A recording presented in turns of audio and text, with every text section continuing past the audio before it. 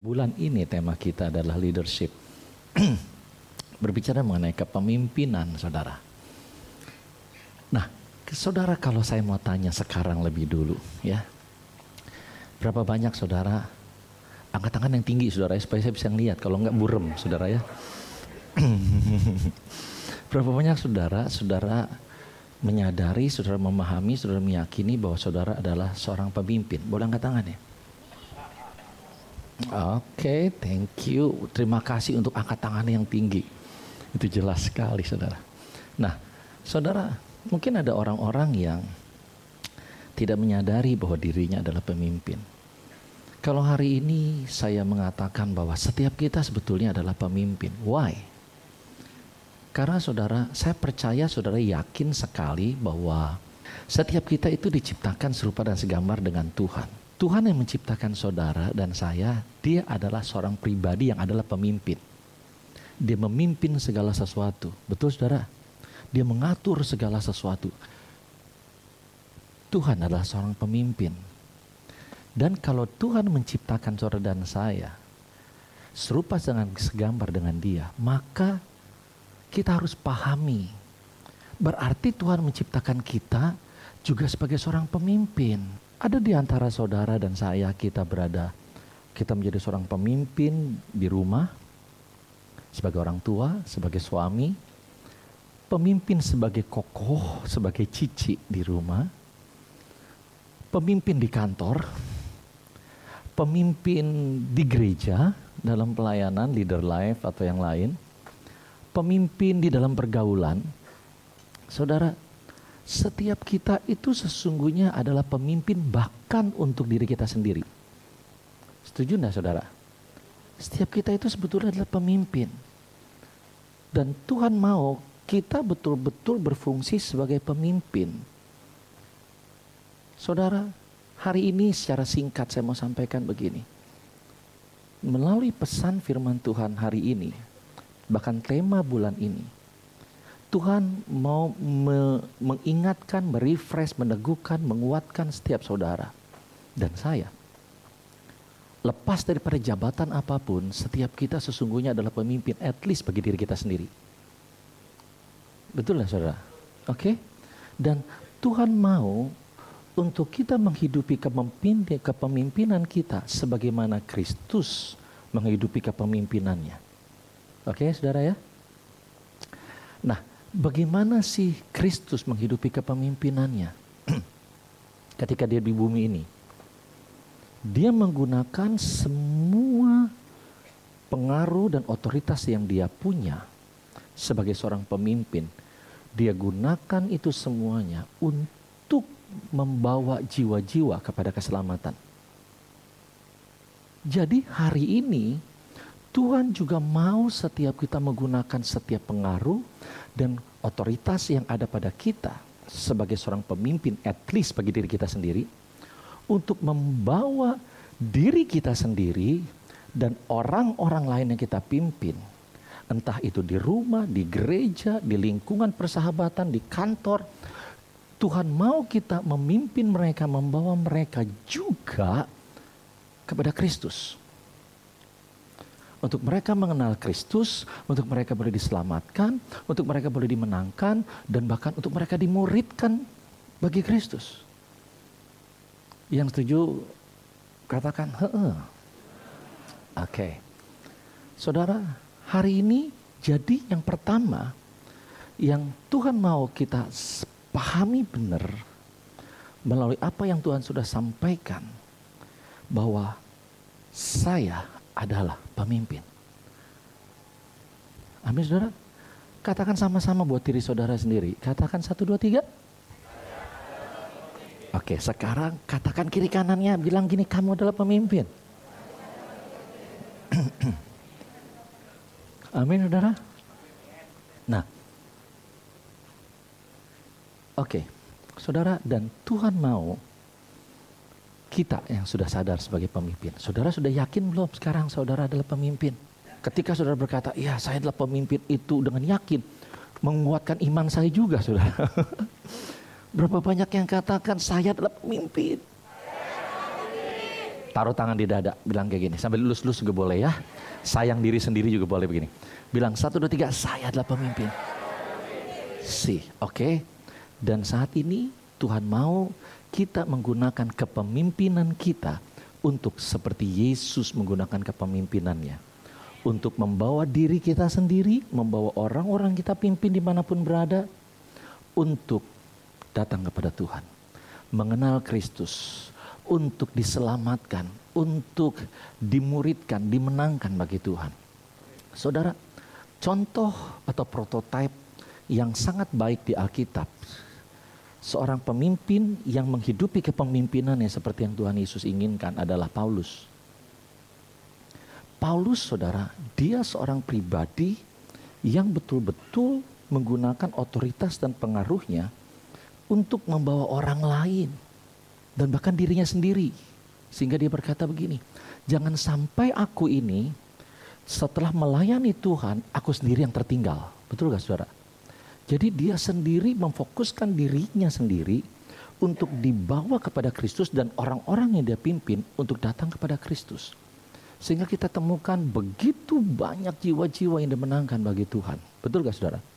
Pada saat pelayanan yang Tuhan percayakan kepada Paulus, se-Asia kecil itu dilawat Tuhan, dijamah Tuhan, begitu banyak orang-orang yang diselamatkan bagi Tuhan. Dan itulah contoh prototipe yang dimana Tuhan juga ingin untuk kita menghidupi sebagaimana Paulus menghidupi itu. Berapa banyak saudara yang rindu keluarga saudara, orang tua, anak-anak, suami, istri, kerabat saudara, mungkin teman-teman saudara, tetangga saudara, orang-orang di kantor saudara, mereka juga boleh diselamatkan bagi Tuhan. Yang mau katakan amin? Ya, saudara. Hari ini kalau kayak gitu, mari kita belajar dari Paulus. Setuju ya? Oke, bagaimana sih Paulus? Paulus di dalam 1 Korintus 11 ayat yang pertama dia berkata begini. Jadilah pengikutku sama seperti aku juga menjadi pengikut Kristus. Ini perkataan Paulus. Jadi saudara, ternyata bagaimana sih caranya Paulus untuk memimpin orang-orang atau membawa orang-orang kepada Kristus dan diselamatkan? Paulus bilang kayak gini, jadilah pengikutku sama seperti aku juga menjadi pengikut Kristus. Jadi saudara, ternyata sebelum Paulus dapat memimpin orang lain untuk dibawa kepada Kristus, diselamatkan bagi Kristus, dimenangkan bagi Kristus, diubahkan bagi Kristus. Sebelum Paulus memimpin orang lain kepada Kristus, dia memimpin dirinya sendiri lebih dulu kepada Kristus.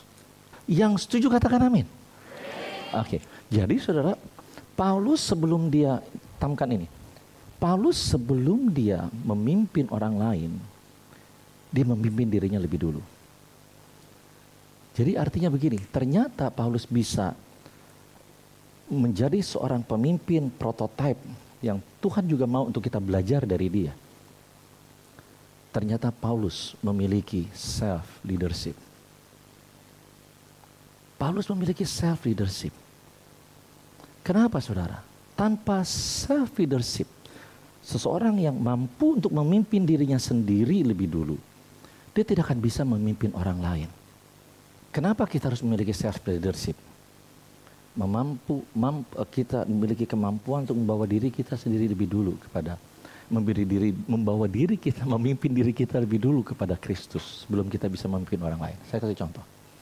Ya, boleh di sebelah sini. Supaya gampang, saudara.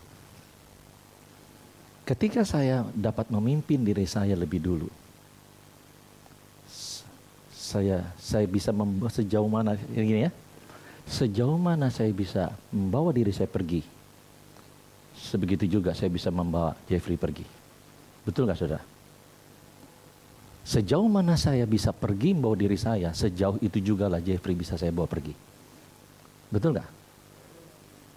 Ketika saya tidak pernah bisa membawa diri saya sendiri kemana-mana, demikian yang terjadi, saya tidak juga bisa membawa Jeffrey kemana-mana. Jadi begini saudara, ketika seseorang memiliki self leadership, kemampuan untuk memimpin dirinya sendiri dengan baik, maka dia akan mampu juga untuk memimpin orang lain. Ketika saya bisa mampu memimpin diri saya sendiri untuk datang kepada Kristus, maka saya bisa memimpin orang-orang yang di sekitar saya untuk juga datang, membawa mereka datang kepada Kristus. Saudara, ini yang akan terjadi. Inilah kenapa self-leadership itu penting. Dan kalau kita temukan kenapa ada ayah, ada orang tua, ada pemimpin dimanapun juga mereka berada, bahkan leader life sekalipun. Kenapa ada orang-orang yang sebagai pemimpin, tetapi dia tidak bisa membawa orang yang ada di bawah pengaruhnya itu datang kepada Kristus? Jawabannya adalah seringkali adalah karena dia sendiri tidak bisa membawa dirinya untuk datang kepada Kristus. Kita tidak bisa hanya untuk nyuruh orang melakukan sesuatu, saudara. Kita tidak lagi hanya bisa memerintahkan seseorang untuk melakukan apa yang kita mau. Terkadang yang terjadi di dalam sebuah keluarga, ada orang-orang tua di luar sana, ada suami di luar sana. Mereka hanya menuntut, meminta, menginstruksikan, memerintahkan untuk orang-orang yang ada dalam pengaruhnya di dalam rumah. Di kantor mungkin, atau juga mungkin di tempat yang lain, untuk mereka melakukan apa saja yang mereka inginkan. Dan ketika orang itu tidak melakukan apa yang mereka inginkan, mereka marah. Mereka komplain.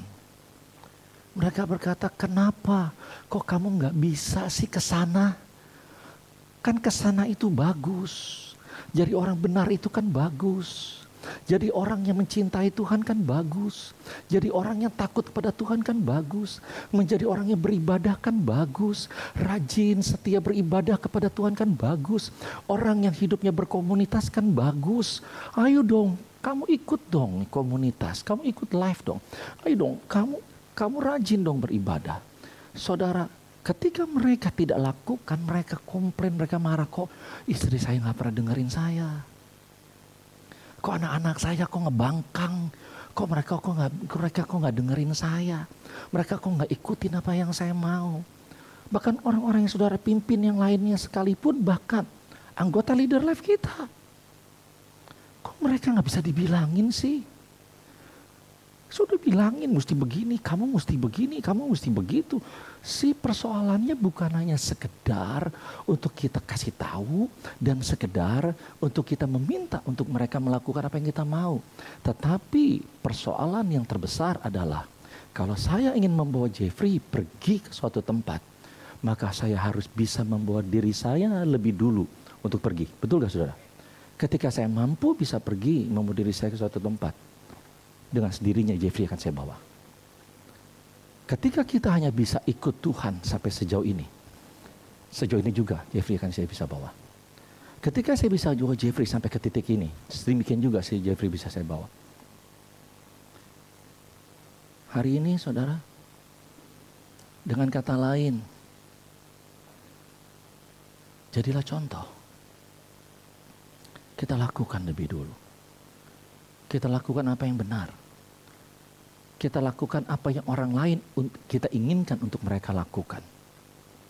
Kita mau hidup mereka hidup benar, kita harus mulai hidup benar. Ketika kita hidup benar ke titik 5, orang yang kita pimpin, keluarga kita bisa bawa mereka ke sana. Sebagus apa saudara menjadi pemimpin? Sangat ditentukan sebagus apa saudara dan kita memimpin diri kita sendiri. Setuju saudara? Nah, tetap di sini dulu ya. Untuk supaya kita bisa menjadi seorang pemimpin, at least minimal dalam konteks ini, self leadership, memimpin diri kita sendiri. Kenapa penting? Karena saya sudah kasih contoh dari tadi bolak-balik ya saudara ya. Oke, bagaimana caranya? Yaitu yang pertama adalah kita harus memiliki tujuan yang jelas lebih dulu. Paulus ketika dia mau memimpin orang yang dipimpinnya. Paulus punya tujuan yang jelas buat dirinya lebih dulu. Saya punya tujuan di dalam hidup kekristenan saya. Saya punya tujuan dalam sepanjang hidup saya. Saya mau menjadi pengikut Kristus. Setuju gak saudara? Paulus bilang gitu kan? That's the goal. Itu tujuannya. Saudara, ketika Paulus punya tujuan yang jelas, dia berkata begini, kamu ikut saya. Kamu ikut saya. Saya punya tujuan. Saudara, Paulus meminta mereka, orang-orang yang ikut, sebagai orang yang dipimpinnya. Paulus nggak bawa orang-orang dipimpinnya kepada dirinya. Tetapi jelas banget, walaupun di depan seolah-olah terkesannya, Paulus itu meminta orang-orang dipimpinnya untuk mengikut dia. Tetapi kalimat yang berikutnya itu menjelaskan bahwa, Chef, kamu ikut saya karena saya ikut Kristus. Paulus dengan jelas berkata gini, kamu ikut saya karena saya punya tujuan. Saya membawa kamu kepada tujuan yang sama yang saya punya, ke sana. Itu yang harus kita miliki. Kenapa terkadang ada orang-orang yang enggak, orang-orang yang apa namanya, di dalam keluarganya menjadi sebuah kebingungan. Kenapa saudara? Karena para pemimpin di keluarga, para pemimpin dimanapun mereka berada, mereka nggak punya tujuan yang jelas kemana mereka mau bawa orang-orang dipimpinnya. Kenapa? Karena kemauan kita, tujuan pribadi kita begitu mudah berubah-berubah. Betul gak saudara? Hari ini tujuan kita bisa ke sana. Besok tujuan kita bisa ke sana. Sesuai dengan apa yang kita inginkan. Sesuai dengan mood kita bahkan mungkin. Atau kepentingan pribadi kita. Betul gak saudara? Tetapi kalau kita punya tujuan yang jelas, yang fix, yang tidak pernah bisa berubah, yaitu truth, kebenaran, adalah Kristus. Apa yang menjadi tujuan Kristus itu menjadi tujuan saya. Saya yakin saudara pasti paham dan pasti setuju. Tujuan Kristus gak pernah berubah-ubah. Betul gak saudara? Kalau kita punya tujuan yang kita ikatkan dengan tujuan Kristus, maka kita bisa punya keyakinan kemana kita mau bawa, dan orang yang kita pimpin pun punya keyakinan dia mau dibawa kemana. Saudara, itu akan memudahkan kita untuk bisa membawa seseorang yang kita pimpin ketika mereka punya tujuan.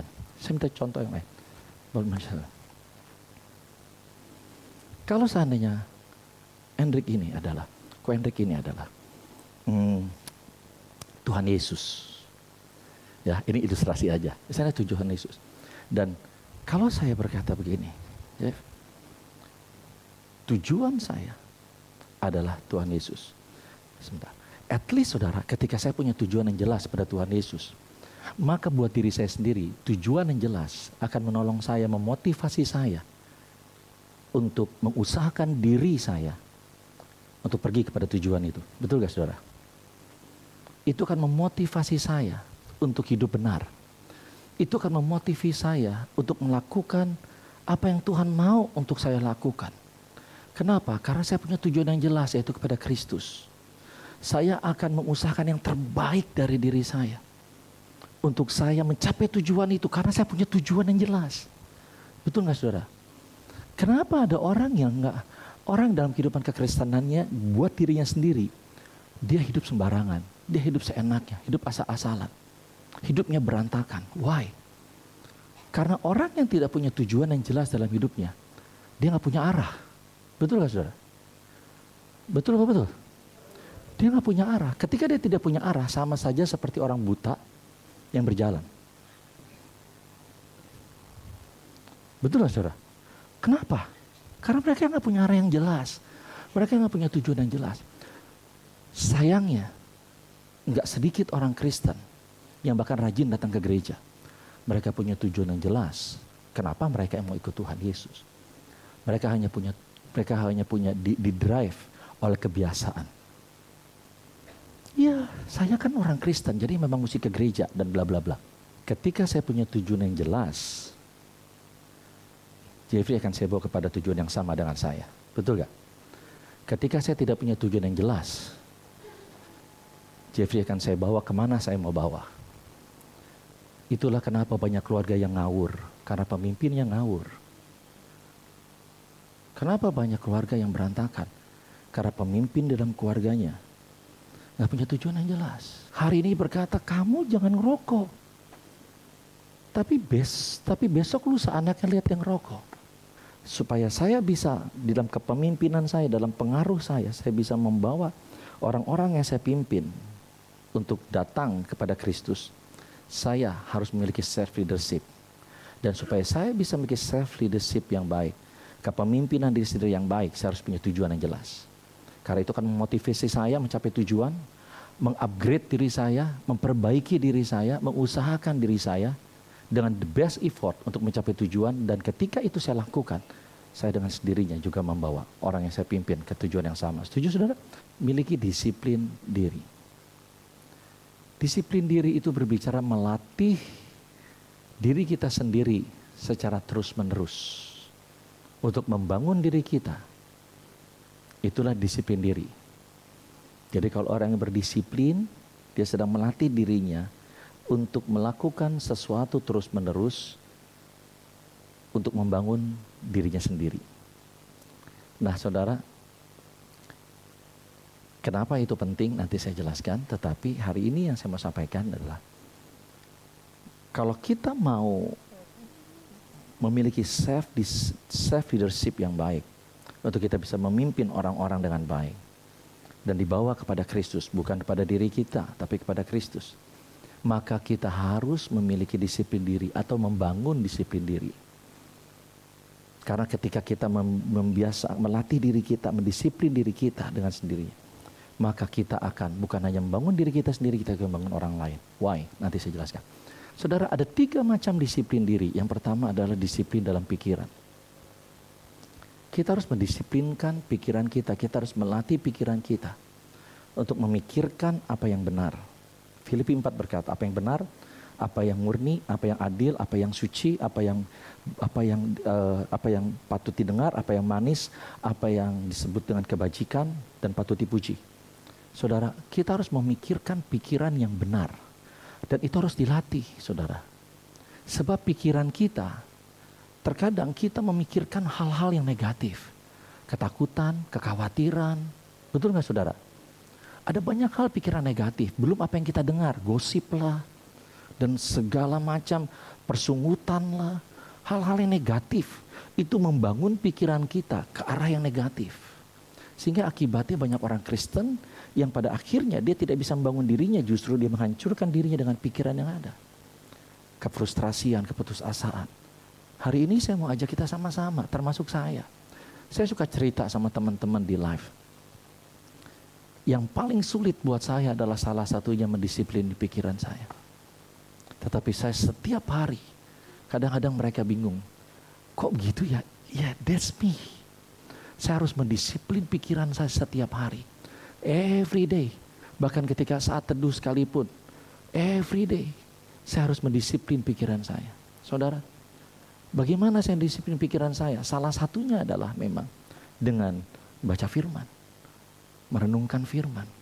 Dengan memperkatakan firman. Bukan hanya itu juga, baca buku. Hal-hal yang positif, hal-hal yang baik, hal-hal yang benar. Saudara, dan yang lain apa lagi? Saya harus dikelilingi oleh orang-orang di sekeliling saya. Saya harus dikelilingi orang-orang yang positif. Orang-orang yang membangun. Dan tentunya kita tahu di mana kita bisa temukan itu. Di live, bukan? Oleh karena itu sangat penting untuk kita join di dalam live. Saudara, ini yang perlu kita lakukan. Dan kenapa ini penting dan kita bisa membangun orang lain, kita bisa membawa orang lain kepada Kristus. Ketika kita terlatih, kita mendisiplin diri kita, membangun pikiran yang benar. Pikiran-pikiran kita diisi dengan apa yang baik, apa yang benar, apa yang suci, apa yang adil, apa yang murni, apa yang manis, yang sebenarnya didengar disebut kebajikan dan patut dipuji. Dan semua itu seperti Filipi 4 katakan, maka ini ada di dalam pikiran kita, ada di dalam diri kita, karena kita sudah disiplin setiap hari. Maka suatu saat ketika misal saya ketemu dengan Jeffrey, misalnya contoh yang tadi saudara saya ambil saja. Ketemu saya dengan Jeffrey dengan masalah, maka langsung yang keluar dari mulut saya adalah apa yang saya pikirkan. Betul gak saudara? Kalau pikiran saya isinya negatif, maka yang saya keluarkan adalah negatif. Betul apa betul saudara? Maka ketika saya mendisiplin pikiran saya dengan hal yang benar, maka ketika ada orang datang butuh pertolongan, butuh arahan, butuh bimbingan, saya dapat membimbing mereka kepada Kristus. Kenapa? Karena pikiran saya saya isi dengan Kristus. Oleh karena itu jaga pikiran kita, latih. Amin saudara. Disiplin kebiasaan. Saudara, biasakan diri saudara untuk menginventarisir kebiasaan apa yang buruk. Atau at least minimal ketika saudara menemukan kebiasaan yang buruk dalam diri saudara. Terkadang kita sadarkan ya. Ketika kita lakukan ini, kok ini gak benar ya? Kok ini gak baik ya? Saudara belajar untuk inventarisir. Mana kebiasaan saya yang baik, mana kebiasaan saya yang buruk. Belajar untuk kenali yang mana ya. Kalau saudara tidak bisa menginventarisir mana kebiasaan yang baik dan mana kebiasaan yang buruk yang saudara miliki dalam kehidupan saudara, saudara akan berjalan setiap hari dalam roda yang sama. Dan tidak akan pernah terjadi perubahan dalam kehidupan kita. Oleh karena itu saudara mulai renungkan yang mana ya.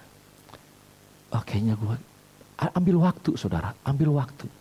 Mungkin enggak everyday, tetapi seenggak-enggaknya mungkin ketika malam sebelum tidur saudara berenungkan, hari ini apa yang saya lakukan ya. Oh iya tadi kayaknya kok hidup gue gak produktif ya. Iya ya kok gue tadi kayak gitu ya, ngapain gue buang-buang waktu ya. Ngapain gue lakukan kayak gitu ya. Kan jadinya jelek ya. Tuh gara-gara kayak gitu gue jadi jatuh dalam dosa. Aduh. Mulai renungin saudara. Kehidupan kita. Day by day kalau bisa. Mungkin malam hari. Ambil waktu sebentar aja. Hari ini gue ngapain aja ya. Oh gue tadi gitu. Gue kayak gini. Saudara mulai sisihkan, mulai buang. Apa kebiasaan yang buruk dan mulai ambil komitmen untuk tambahkan. Di dalam kebiasaan kita hal yang baik. Setuju saudara? Lakukan kayak gitu. Ketika misalnya hari ini, misalnya saya berkata ini, aduh tadi kok gue kayaknya kok gue saat teduh kayaknya nggak in ya, kok nggak deep ya, kok nggak ngerasakan ada Tuhan ya, saudara. Dan itu hal yang saya juga aware bahwa ini nggak boleh kebiasaan nih. Besok gue mesti pastikan gue harus beresin ini. Jangan sampai kebiasaan yang baik itu jadi hilang dan berganti dengan kebiasaan yang buruk. Saudara, itu yang kita mesti aware buat diri kita sendiri. Yang selanjutnya adalah disiplin kerohanian. Disiplin kerohanian tentunya kita tahu Tuhan Yesus juga mendisiplin dirinya juga ya saudara. Kita temukan di banyak ayat firman Tuhan Yesus mengambil waktu untuk menyendiri. Bahkan sekalipun ketika dia sudah lelah. Kapan lelah saudara? Saudara saya mau tanya kayak gini, beri makan 5.000 orang lelah apa enggak saudara? Saudara kalau saudara ditugasin beri makan 5.000 orang lelah apa enggak? Lelah saudara, capek. Tetapi di dalam kondisi yang capek pun Tuhan Yesus menyempatkan diri setelah pelayanan yang begitu capek. Firman Tuhan mencatat, nanti saudara lihat di Alkitab. Tuhan Yesus mengambil waktunya tetap untuk menyendiri bersekutu dengan Bapa di sorga. Terkadang kita, ya manusia sih, manusia memang. Kalau dibilang, Pak Bapak gak ngerti, iya saya juga ngerti. Bapak gak pernah kayak gitu, ya pernah juga saya kayak gitu. Tetapi bukan berarti kelemahan saya tidak membawa saudara juga kepada kelemahan saya dong. Apa yang pernah saya alami. Kenapa? Karena saya juga belajar untuk membuang kebiasaan yang buruk. Seperti tadi saya katakan, kalau hari ini saya gak masuk dalam hadirat Tuhan. Saya gak deep in the relationship with God. Saya enggak di dalam hubungan yang dalam dengan Tuhan. Hari ini saya nggak merasakan hadirat Tuhan. Saya pun harus memperbaiki dirinya secepat mungkin besoknya. Saya katakan no, ini nggak benar. Saya harus lakukan itu. Atau bahkan terkadang di malam itu juga, ketika diingatkan no, kalau gitu sekarang gue mesti beresin. Banyak hal disiplin rohani yang kita bisa lakukan untuk kita membangun kerohanian kita.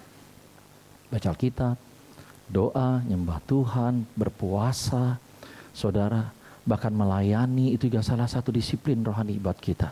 Untuk kita membangun kerohanian kita. Ada orang berkata, ngapain sih melayani? Capek tahu, repot tahu, buang waktu tahu.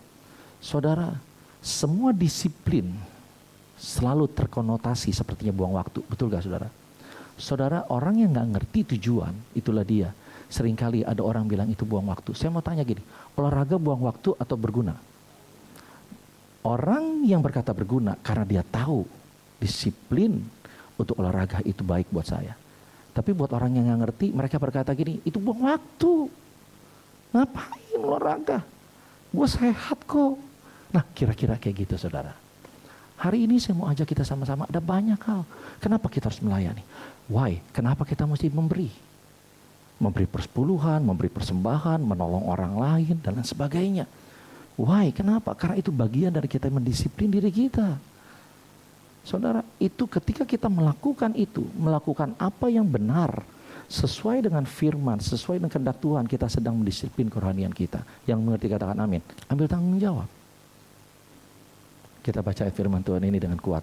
Saudara tolong baca ya. 1, 2, 3.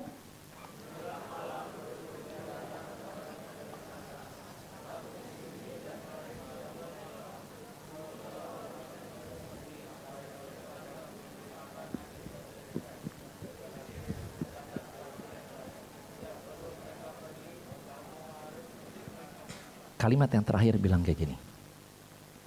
Tidak perlu mereka pergi. Kamu harus beri mereka makan. Di dalam ayat ini Tuhan Yesus menunjukkan bagaimana kepemimpinannya dia. Ketika dia memimpin dan dia ingin membawa orang-orang dia pimpin kepada apa yang tujuan tadi. Oke? Nah, sekarang kita lihat di mana untuk membangun kepemimpinan di dalam diri Yesus, Yesus pun mendisiplin dirinya. Dan Yesus pun juga untuk mengajari anak-anaknya, murid-muridnya, untuk melakukan yang sama untuk dilakukan. Apa itu? Ambil tanggung jawab. Ayat firman Tuhan itu menunjukkan ada masalah, betul? Tapi Tuhan Yesus bilang kayak gini, no. Saya harus ambil tanggung jawab. Dan Tuhan Yesus berkata, bukan hanya saya, you juga yang lain, orang-orang ikut dia. Kamu juga harus belajar ambil tanggung jawab. Saudara, untuk kita dapat memiliki self-disiplin yang baik, kita harus menjadi orang yang belajar untuk mengambil tanggung jawab yang ada di saat dibutuhkan. Ketika ada masalah, ada problem, Tuhan mau kita menjadi seorang pemimpin yang bukan hanya menuding. Itu gak beres, gak becus, kamu payah, kamu brengsek, dan lain sebagainya. No, kita diberikan otoritas oleh Tuhan sebagai pemimpin, at least buat diri kita sendiri, adalah untuk mengambil tanggung jawab ketika itu dibutuhkan. Karena ada banyak orang yang gagal hidupnya berantakan. Karena mereka tidak pernah mau mengambil tanggung jawab buat diri mereka sendiri. Betul gak, saudara? Gak mau kerja, malas-malesan, hidupnya seenaknya, hidupnya bergelimang dengan dosa, gak pernah mau berubah, gak pernah mau belajar. Bukankah itu orang yang tidak mau bertanggung jawab? Betul gak, saudara? Tapi kalau kita temukan orang-orang yang berhasil di luar sana, baik di dalam kehidupan pribadinya maupun keluarganya dan lain sebagainya, karena mereka adalah orang-orang yang mau mengambil tanggung jawab, at least dimulai dari dirinya sendiri. Saudara, hari ini saya mau katakan demikian. Ketika saudara dan saya kita belajar mengambil tanggung jawab kita sedang membangun self-disiplin di dalam diri kita. Self-disiplin, self-leadership dalam diri kita. Kepemimpinan dalam diri kita. Saudara, kenapa bisa begitu? Karena orang yang belajar mengambil tanggung jawab, dia adalah orang yang mau terus mengupgrade dirinya, dan dia pasti mengupgrade dirinya. Orang yang mengambil tanggung jawab dengan sendirinya, saudara, dia sedang mengupgrade dirinya. Sebab dia tahu bahwa ini tanggung jawab saya. Ketika dia ambil tanggung jawab itu, dia akan berusaha untuk mengupgrade dirinya agar bisa solve the problem. Betul gak, saudara? Oke? Dan hari ini saya mau sampaikan gini, saudara. Tugas seorang pemimpin buat diri kita pribadi dan juga memimpin orang-orang kita pimpin untuk dibawa kepada Kristus, yaitu adalah teladan dan didikan. Saya akan tutup ini karena ini resume dari seluruh isi khotbah. Hari ini Tuhan mau kita menjadi seorang pemimpin untuk membawa diri kita kepada Kristus dan membawa orang-orang kita pimpin kepada Kristus. Dan untuk kita bisa jadi pemimpin yang baik, dari 3 poin yang ada adalah, intinya adalah tugas kita harus kita lakukan sebagai seorang pemimpin. Teladan dan didikan.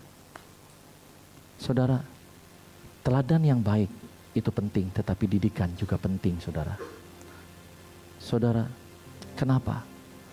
Kenapa saya katakan demikian? Karena teladan tanpa didikan nggak akan fulfill, nggak akan maksimal. Teladan kita harus menjadi teladan. Mulai disiplin diri kita punya tujuan yang jelas, Kita mau bawa mereka, is good jadi teladan dan harus jadi teladan. Tapi menjadi teladan saya tidak cukup, saudara. Kenapa saya katakan demikian? Di dalam kisah Nabi Samuel, saudara nanti kalau saudara baca, Nabi Samuel adalah nabi yang paling melegenda di seluruh Israel. Saudara, seorang yang trustworthy, berintegritas, orang yang murni, dan lain sebagainya, saudara. Tetapi kalau ditemukan menyedihkannya adalah anak-anaknya Samuel ternyata ketika diangkat menjadi pemimpin meneruskan Samuel, menjadi pemimpin yang bejat. Fokus pada diri sendiri, untuk memperkaya diri, untuk mencari kenyamanan, gak peduli sama orang dipimpin, pedulinya pada diri sendiri. Sehingga orang-orang Israel pada saat itu komplain, datang ke Samuel. Nabi Samuel, kita bangga, kita hormat, kita pokoknya dia berkata seperti itulah kepada kamu Samuel. Tetapi kepada anak kamu, kenapa anak kamu begini? Saudara, yang saya mau sampaikan adalah begini. Saya yakin Samuel memberikan contoh teladan, betul saudara. Tapi kenapa kok anak-anaknya enggak seperti Samuel? Karena sepertinya ada satu hal yang pincang, yaitu adalah didikan.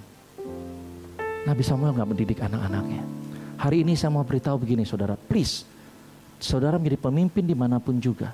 Bahkan termasuk pada diri kita sendiri saudara. Pada orang lain yang kita pimpin di rumah dimanapun juga. Jangan jadi pemimpin yang bisu. Pemimpin yang gak mau tahu. Pemimpin yang gak mau ambil tanggung jawab dan menyerahkan sepertinya tanggung jawab itu kepada Tuhan. Ketika kita orang kita pimpin, kita menyimpang, kita berkata gini, saya serahkan kepada Tuhan dalam doa. Good untuk prayer, good untuk doa. Tetapi kita juga, Tuhan ingatkan, my man, bukan hanya aku, kata Tuhan yang punya tanggung jawab. You juga aku utus dalam dunia.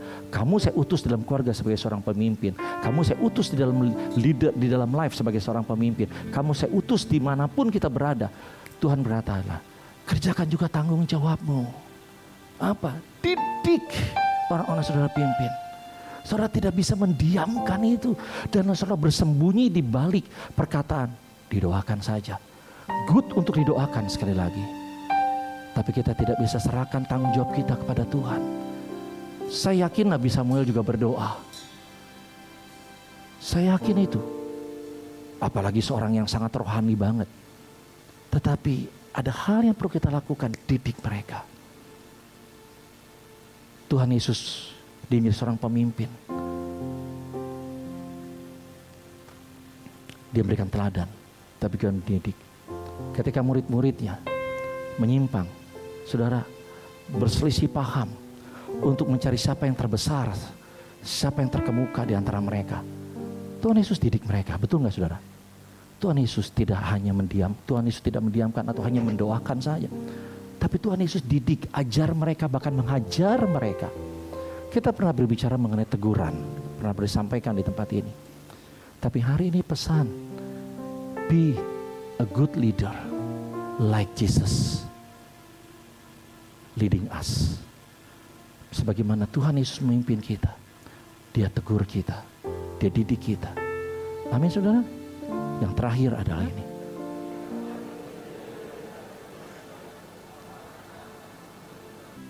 Camkan ini. Camkan ini. Saya harus dapat mampu memimpin diri saya sendiri. Ketika kepemimpinan diri saya mampu memimpin diri saya semakin lebih baik, maka saya akan semakin lebih mudah memimpin orang lain untuk menjadi pengikut Kristus. Amin saudara, camkan ini. Hari ini Tuhan mau kita memimpin diri kita kepada Kristus, dan Tuhan juga mau kita memimpin orang-orang yang Tuhan percayakan bersama kita di rumah, di kantor, di gereja, dimanapun kita berada, untuk kita bawa kepada Kristus. Amin saudara. That's the goal daripada tema bulan ini, leadership.